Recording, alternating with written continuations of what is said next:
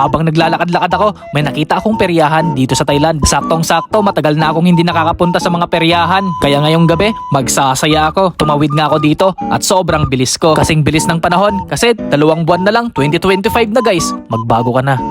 Pero syempre, yung mga babaguhin mo, yung mga dapat mo lang baguhin. O di kaya, i-upgrade mo yung sarili mo. Huwag kang papayag na hanggang dyan ka lang. Dito guys, naglalaro na ako. Pero nagbayad muna ako dito ng 30 baht. Ang ibig sabihin nun, 30 baht. Ang gagawin lang dito, ihahagis mo lang yung mga maliliit na ring. At kapag naisabit sa mga inumin, ibig sabihin, sa'yo na yon. Pero akala ko dito, easy lang, mahirap din pala. Pero after 10 years, nakakuha ko ng 2. At bilang patunay, pinakita ko ang 2 nakuha ko. Dito naman guys, may nakita akong naglalaro ng ganito. At gusto ko ring laruin to. Pero bago ako makapaglaro dito, kailangan ko munang makapagbayad ng isip baht. Ang ibig sabihin nun, 20 baht. Nakapagbayad na nga ako at may mga bola na ako. Hindi lang 2, kundi 4 na bola. Simple lang ang laro na to. Kapag natamaan mo yung hugis puso, malalaglag si ate at mababasa siya. Pero parang madali lang to para sa akin. Tignan nyo guys, nakaisang hulog at basa na ako kay ate. Kaya sabi ko dito, 1 point ate.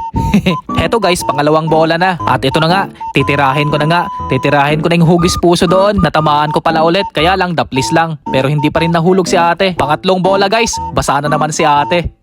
Pero kahit nabasa na naman si ate, parang tsamba ko lang yon. Kaya tinanong ko siya dito kung okay lang siya. Kasi basang-basa na siya guys. Heto guys, panghuli at pang-4 na bola. Dito ko malalaman kung magaling talaga akong tumira at mangbasa. At pagkalipas ng 2 segundo, dito ko nga sa Thailand napatunayan. Puro tsamba lang pala no guys. Pero sa totoo lang, sobrang saya rin pala maglaro sa peryahan dito sa Thailand. At may mga laro din pala dito na meron din sa Pinas. Dito naman guys, nagtitingin ako ng pagkain. Nagugutom na naman kasi ako. Hindi ko alam kung anong tawag sa pagkain na to. Pero parang masarap siya. Parang ako, oy! Kaya dito, bumibili na rin ako. Gusto ko ng tikman at masarapan sa pagkain na to. Nga pala guys, kung may gusto ko yung pagkain na subukan ko dito sa Thailand, i-comment nyo lang. Malay nyo, yun na yung susunod kong kakainin. Baka masarapan din ako. Pero katunayan, lahat ng pwedeng kainin, kinakain ko. Hindi naman kasi ako mapili guys. At yung mga pagkain din kasi dito sa Thailand, mura din. Kaya sobrang sarap kumain guys. Sa sobrang sarap kumain, tumataba na ako. Pero ayos lang yon. Ang importante, pagkain ang binabantayan ko, hindi ang buhay ng ibang tao. Boom! Panis!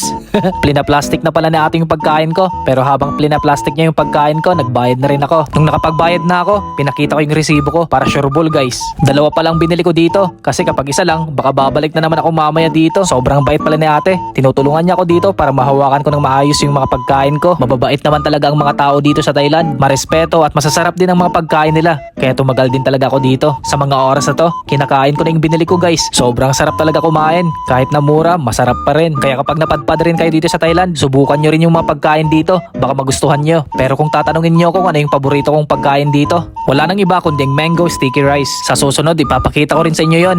Sobrang sarap nun. Hanggang dito na lang. Kapun kap.